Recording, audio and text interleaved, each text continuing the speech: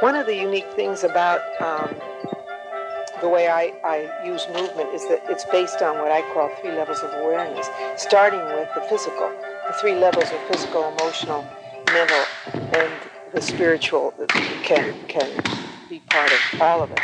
Daily ritual is primarily focusing on the physical. Going back to the physical is like going back to your beginnings, going back to your origins, going back to your source.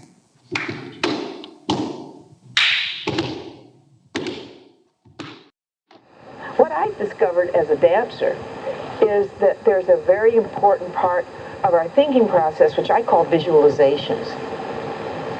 And it has to do with imaging and being able to make images on paper so that you can objectify what you are imaging.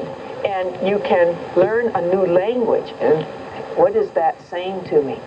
And what it says to you is something that other parts of your brain will not acknowledge. It's because we taboo that it's not right, and all the shoulds and the shouldn'ts and the obligations and the responsibilities and our behavior patterns, all of that forms a wall that prevents us from getting the messages that our body knows. In movement, there's a feedback process. And if you move in a certain way, you will feel a certain thing. If you feel a certain thing, you'll move in a certain way. If movement and feeling on a kinesthetic level will feed back in this manner, then why won't every single aspect of the human body in function feed back? Why isn't there then always a reversible? If something works this way, then it'll work this way. So why can't we feed back with the images in our minds? So I can, if I had that image and it affected my body this way, I can affect my body by putting my body in new situations, and by putting my body in new situations, I can have new images. So my whole nervous system and my whole pattern of being, of actually being, can be altered by this feedback system. And so that opened up an incredible opportunity for study in how, through this feedback system, between movement, between movement, feeling, and imagery, which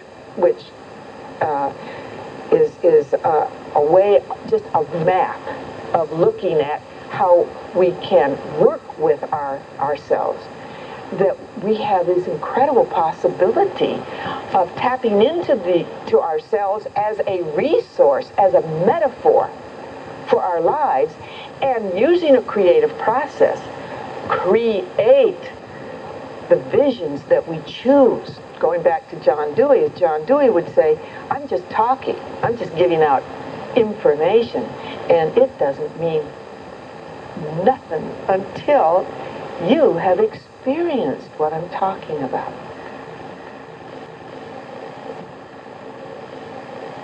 And begin to focus on your hands.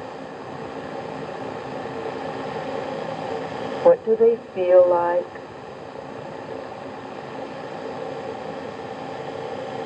How do I image my hands?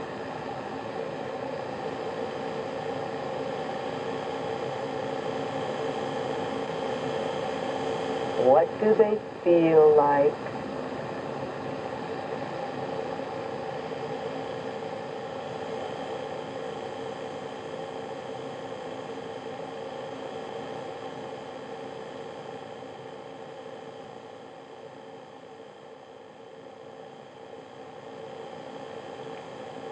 Begin to draw an image of what you imagine your hands are like. There's lots of crayons here.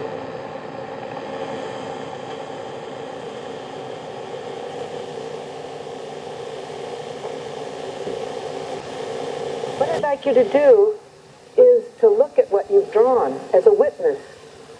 And in that sense, there's a certain stand away from, look at. What is this saying to me? On a physical level, what do I see? Not what do I imagine or think, but what do I really see there? I see that I've got sort of a green hand and it's in an orangey background. I see that. That's the physical level. So what I want you to do is write one or two words. What do you see physically? What do you imagine this hand would feel emotionally? Is it a happy hand, a sad hand, an excited hand, a grasping hand, a violent hand? And then the third level of awareness is, what is its content? What does it remind me of?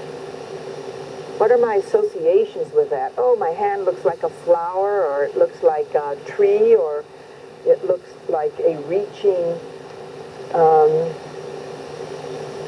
root, or whatever. So you have three levels of awareness: the physical, an emotional, and then the content, or the fantasy. What do I call this hand? What will I name it? So see if you can separate for now those three different levels of awareness: the physical, emotional, and fantasy, which can become content for you.